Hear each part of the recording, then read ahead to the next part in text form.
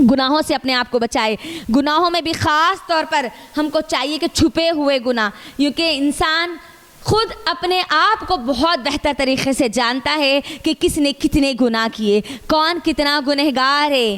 وہ گناہ جو لوگوں کے سامنے آ جائے اس میں تو اس کو شرمندگی محسوس ہوتی ہے، لیکن وہ گناہ جو وہ خود جانتا ہے، جو اللہ رب العالمین کے علاوہ دوسرے نہیں جانتا، اس کے اوپر وہ شرمندگی کا احساس اپنے اندر طاری ہونے نہیں دیتا. ہم کو چاہیے کہ ہم چھپے ہوئے گناہوں سے خاص طور پر اپنی حفاظت کریں، کیونکہ ہم خود گواہ ہوتے ہیں ہمارے خود کے گناہوں کے. مجھے بتائیے چھپے ہوئے گناہ کون سے ہیں؟ ہے نا، نیکیاں ہم جو رمضان میں کرتے ہیں، ہم کو چاہیے کہ وہ نیکیوں کی حفاظت کرے. ہم نے نمازیں پڑھی، ہم نے روزے رکھے، ہم نے صدقہ اور خیرات کیا، ہم نے قرآن کی تلاوت کی، ہم نے لوگوں سے خیر اور بھلائی کی باتیں کی، اپنے آپ کو ہر برائی سے روک کر نیکی اور خیر کے کاموں میں اپنے آپ کو آگے بڑھایا.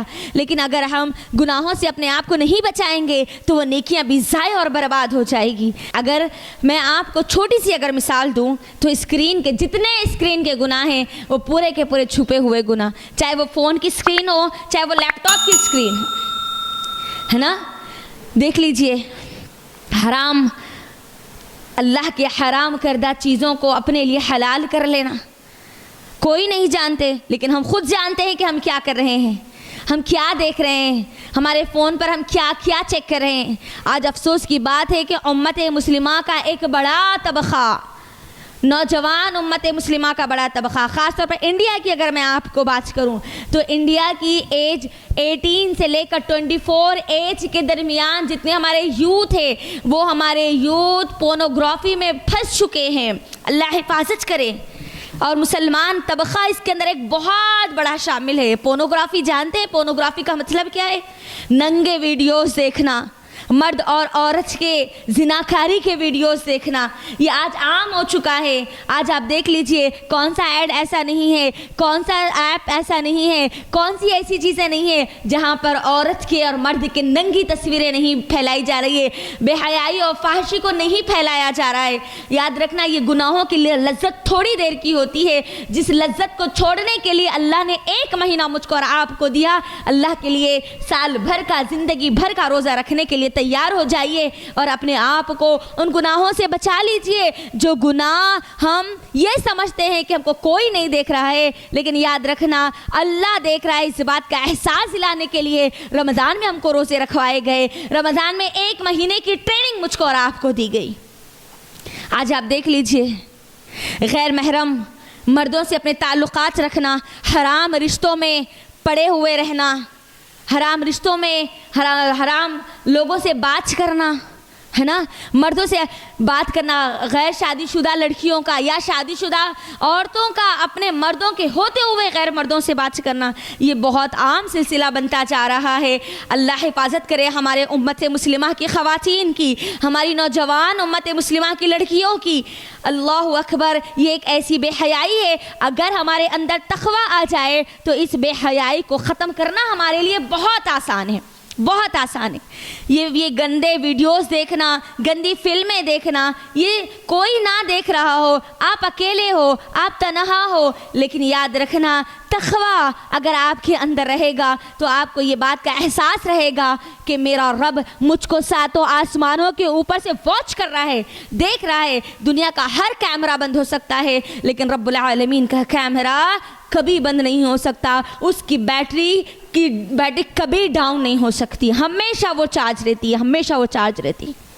اللہ اکبر. اپنے نیکیوں کی حفاظت کیجئے، گناہوں سے اپنے آپ کو بچا لیجئے، حرام چیزوں کو دیکھنے سے، حرام کاموں کو کرنے سے اپنی حفاظت کیجئے. یاد رکھنا رمضان میں ہمارے لیے حلال چیزیں حرام کر دی گئی تھی تاکہ غیر رمضان میں کم از کم ہم اس کے تو عادی ہو جائے کہ حرام چیزیں اللہ نے ہمارے لیے کیے، ان حرام حدود سے اپنے آپ کو ہم بچا لیں، اپنے آپ کو محفوظ کر لیں. اللہ کے لیے سود سے، حرام خوری سے، زنا سے، چاہے وہ آنکھوں کا ہو، چاہے وہ ہاتھوں کا ہو، چاہے وہ کانوں کا ہو، اللہ کے لیے ان چیزوں سے اپنے آپ کو بچا لیجئے۔ چھپے ہوئے گناہوں سے اپنے آپ کو بچا لیجئے۔ یاد رکھنا ہمارے باطن کو ہم اپنے بہت اچھے سے جانتے ہیں۔ ظاہر چاہے لوگوں کے سامنے کتنا ہی خوبصورت ہو، باطن کتنا گندا ہے، یہ ہم اپنے آپ میں بہت بہتر طریقے سے اس بات کو جانتے ہیں۔ ہم اپنا محاسبہ خود کر سکتے ہیں، خود دیکھ سکتے ہیں کہ ہمارا اس کے اندر کیا معاملہ ہے۔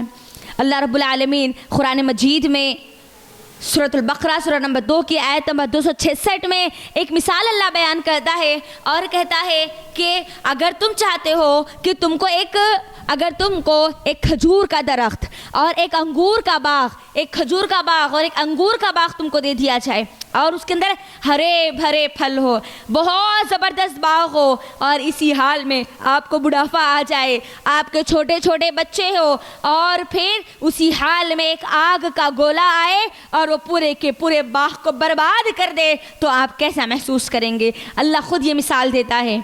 مفسرین کہتے ہیں اس آیت کی تفسیر میں کہ اس کا مطلب یہ ہے کہ بندہ جب نیکیاں کرتا ہے اور نیکیاں کرنے کے بعد جب گناہ کرتا ہے تو پھر اس کا حال اسی طرح ہوتا ہے کہ خوبصورت باغ، ایک باغ کو بنانا، اس کے اندر خوبصورت درختوں کو اگانا، پھر ہرا بھرا کرنا، پھر پھلوں سے وہ بھرپور ہو، پھر وہ برباد ہو جانا، انسان کی کتنی بڑی بربادی اس کے اندر بتائی گئی ہے۔ یہ اسی طرح ہے جیسے نیکیاں کرنے کے بعد انسان گناہوں کی طرف آگے بڑھنا۔ اللہ کے لیے اپنے آپ کو گناہوں سے بچا لو، حفاظت کر لو، جس طریقے سے رمضان میں ہم نے اپنی آپ کی حفاظت کی تھی۔ اللہ رب العالمین قرآن مجید میں پھر اسی طرح اور کئی مثالیں ہمارے لیے بیان کرتا ہے کہ میں اور آپ سنبھل جائے، سیکھ جائے، اللہ کا تقوی اختیار کر لے، اللہ رب العالمین سے ڈرنے والے بن جائے۔ ہم نے رمضان میں بڑی مشقتیں کی، ہم نے روزے رکھے، ہم نے تراویحاں پڑھی، ٹھہر ٹھہر کر اللہ کے سامنے قیام کیا۔ کس لیے کیا؟ کیا وہ ضائع اور برباد ہو جائے؟ کیا ہم چاہتے کہ وہ ختم ہو جائے، ان کا کوئی ہم کو فائدہ نہ ہو؟ اللہ سورہ نحل میں ایک عورت کی مثال دیتا ہے اور کہتا ہے کہ ایک عورت جو سود کاٹتی ہے، سود کاٹنا یعنی چرخہ چلا کر کپڑے کو بنانا، کپڑا بناتی ہے اور بنانے کے بعد اس کے پورے ٹکڑے کر دیتی ہے، یعنی اتنی محنتیں مشقتیں کرنے کا اس کو کوئی فائدہ ہی حاصل نہیں ہوتا۔ نیکیاں کرنے کے بعد بھی اگر وہ ضائع اور برباد ہو جائے تو پھر ان نیکیوں کا، اس ماحول کا، ان مشقتوں کا، ان محنتوں کا پھر ہم کو کوئی فائدہ حاصل نہیں ہوگا۔ یاد رکھنا اللہ رب العالمین مجھ کو اور آپ کو موقع دیتا ہے اپنے آپ کو سدھارنے کا، اپنے آپ کو سنبھالنے کا۔ انسان ہے کہ خود اپنے نیکیوں کا دشمن بن جاتا ہے۔ جب اللہ موقع دیتا ہے تو فائدہ اٹھاتا ہے، اور جب اللہ رب العالمین ڈھیل دیتا ہے تو پھر اللہ کو ناراض کرنے کے کام کر بیٹھتا ہے۔ انسان کو چاہیے کہ وہ تقوی اختیار کرے اور ہمیشہ اپنا 24 گھنٹے جائزہ لیتا رہے۔ میرے اور آپ کے صحابہ، میرے اور آپ کے اسلاف تھے، جب رمضان گزر جاتا تو اللہ سے دعائیں کرتے کہ اے اللہ وہ اعمال جو ہم نے رمضان میں کیے ہیں تو ان کو قبول کر لے، وہ اعمال جو ہم نے رمضان میں کیے ہے تو ان کو قبول کر لے، یعنی اعمال کی قبولیت کی اللہ سے دعائیں کیا کرتے تھے۔ اللہ اکبر، کتنی فکر تھی ہمارے صحابہ کو۔